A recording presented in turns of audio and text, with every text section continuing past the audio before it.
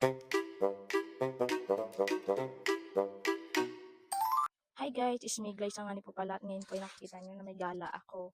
Gawa na nag-send sa akin ng aking kaibigan ng swaki at marami daw nito sa kanila sa San Francisco, Quezon. At ngayon nga po ay samahan niyo kami sa aming mini vlog at sa aming biyahe papuntang San Francisco, Quezon. At ngayon po ay nakikita niyo kasama ko doon ang aking mga magulang at nagpagas kami.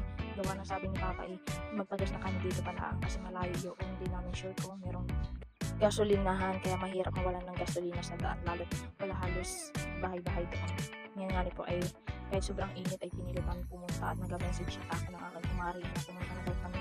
At ngayon nga po ay nasa Sampaloc na tayo. Nakita niyo naman talaga sobrang init at saka hindi pa magaganda yung kalsada dito sa part na to. Pero yung the rest naman is magaganda na talaga. So, kaya sobrang laki na ng improvement ng San Andres Quezon.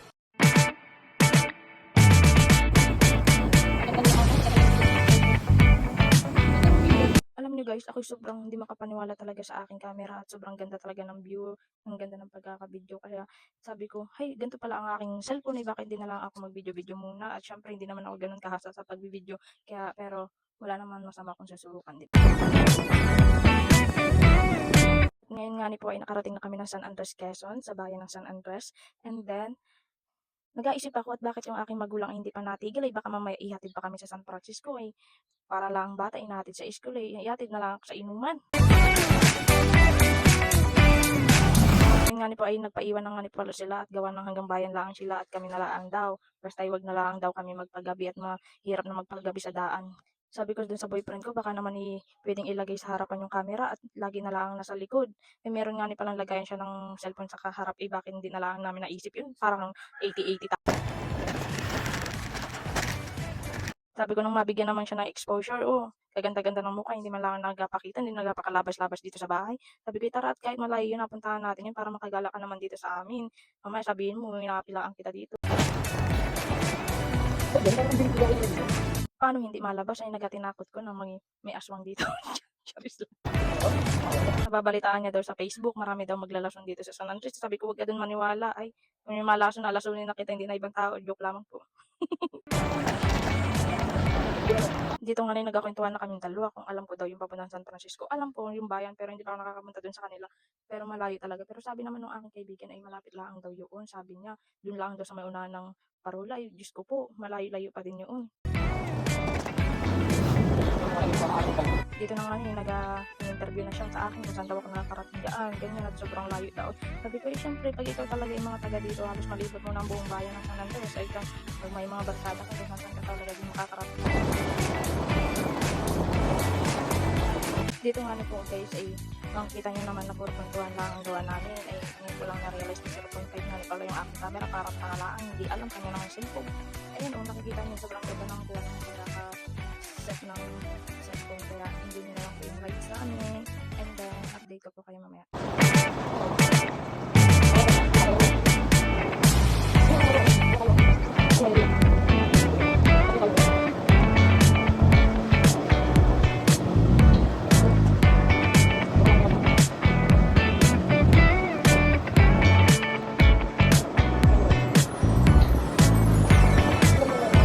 Dito nga po yung nag-request ako na baka pwede kaming tumigil at mag-picture muna dyan sa Tagaytay. Tinatanong niya ako bakit may Tagaytay ba daw dito. Sabi ko, may Tagaytay dito sa amin. Yan ang tinatawag na Tagaytay dito.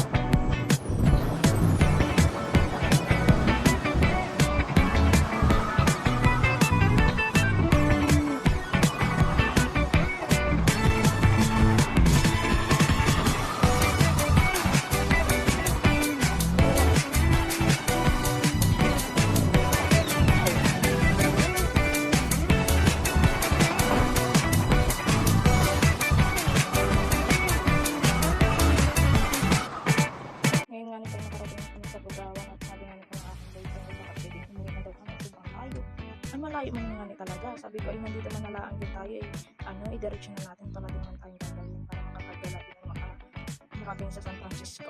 Sabi niya ay sige daw. Ay ngayon nga ni po ay mapapansin niyo wala na kaming imik-imik talaga sa video at gawa ng sobrang init at nakakaantok pa.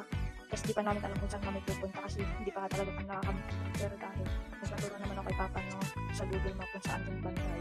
Naituro niya naman. Magtatanong-tanong na lang kami sa mga tao dyan.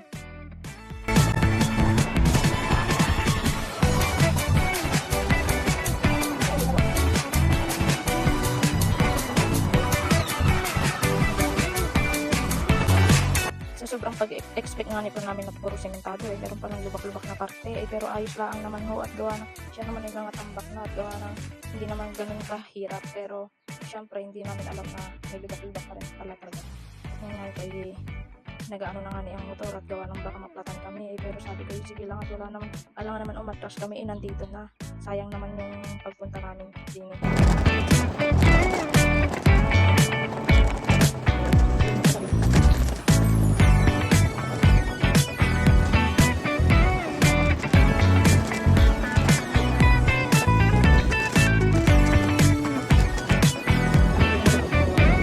Mapapansin niyo naman po sa video talagang naririnig niyo yung tunog kasi na maano yung bato.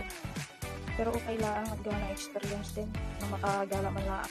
Dito nga ni po ay nag-aisip na kami baka kami naliligaw na at hindi namin alam kung saan. Sabi ko sa kanya natigil tayo at gawa ng tanong-tanong tayo. Pero nasa isip ko sabi naman ni Papa pagkadating namin ng school ng Pugon doon na daw kami mag-start magtanong. Nakikita niyo naman nadaanan namin kasi sabi namin na tama pala yung dinadaanan natin pero hindi namin alam kung saan ang exact place talaga nila. Kaya sabi ko tumigil muna kita at magtanong-tanong kita dyan sa may tindahan at wala namang masamang magtanong. At tumigil nga po kami sa may tindahan at sobrang init. Wala kami dalang tubig kaya sabi ko bumili na muna kami at magtanong kami. Yan na po yung time na nagtatanong kami.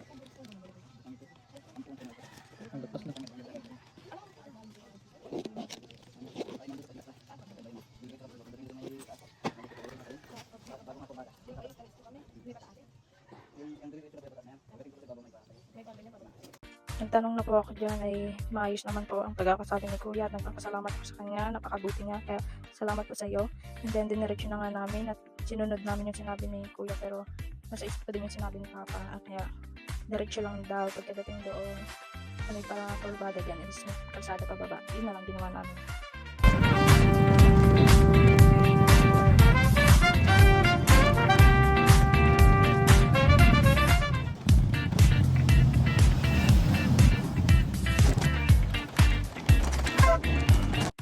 Sabi ko nga sa kanya dito ay dahan-dahan lang kami at baka kami malampas at magtatanong-tanong ulit ako at puro lubak-lubak na lang ang nakikita ko, sobrang init na.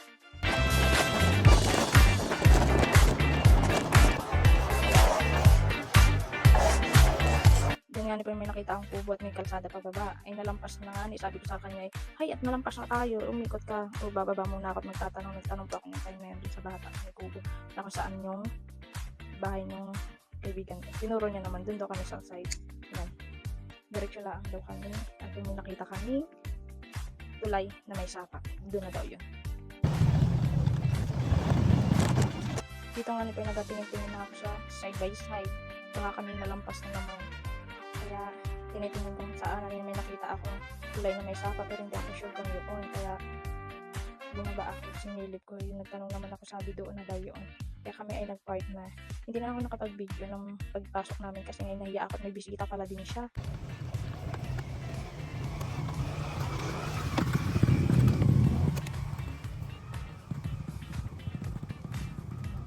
At guys, ito na yun. Ito na yung pinaghirapan namin sa kainitan yung swak na yan. Gusto ko lang siya mag-try. At dito nga nito kasama ko ng aking kumaring Sheila. Siya na, sabi niya sa akin na siya na daw ang magaba at ako na daw ang taga-maglagay. Sabi ko sige at wala namang problema, yun naman talagang pinunta ko para lang din naka-experience ng ganyan at di nga na ako nakakakita niyan makakatikim, gusto ko lang makatikim ng ganyan dito.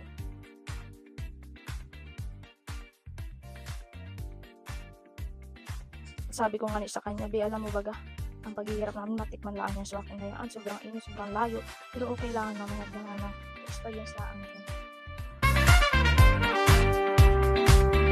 Sabi ko nga sa kanya mag-video-video ako ha, alipatan yung loves ko na lang.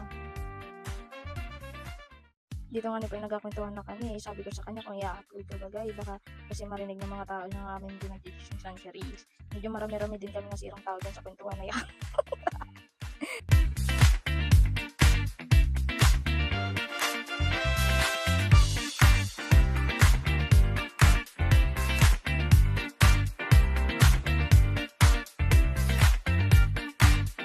Dito nga ni po ay pinatikman niya sa akin, sabi niya sa akin ay tikman mo baby.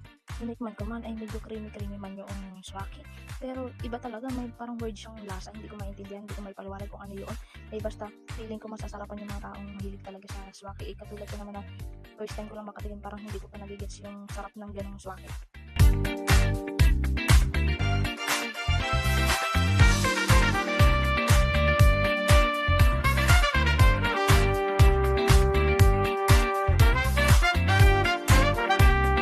Sinabi ko sa kanya na gusto ng aking magulang na magdala ng ganyan. Ay sabi niya sa akin, nautusan niya daw yung kapatid niya pagawa ulit at kinuha daw yan ng kapatid niya. Akala ko nga ni baga ay kami ang makuha. Nagpapaka-swimsuit man ako. Nagsuot-suot pa ako ng swimsuit. Hindi man pala kami ang makuha.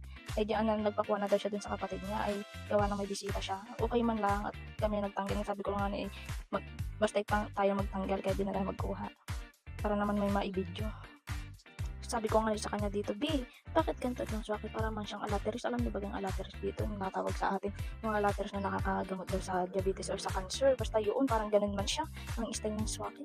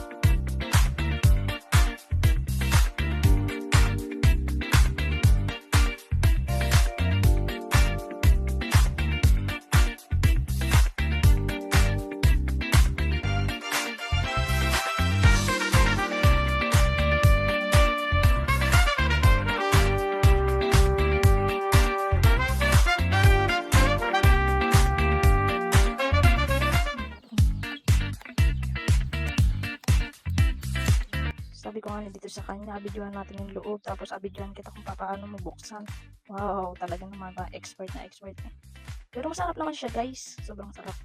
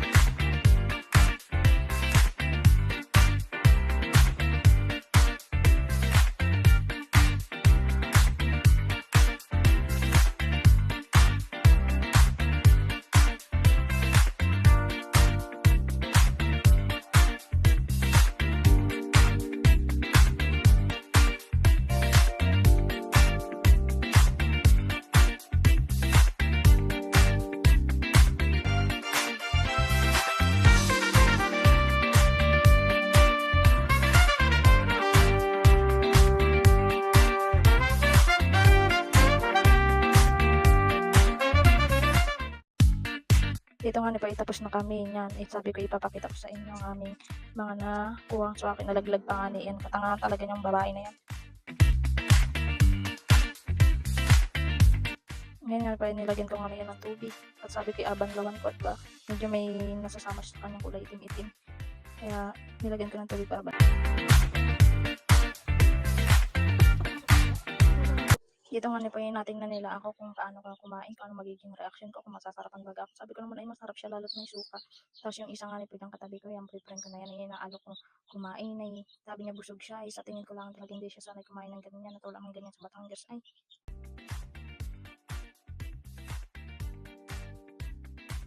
nakita niyo naman po yung itsura ko dyan, ano, laman na laman, pero feeling ko lang ay kunwari lang yung nasasarapan talaga.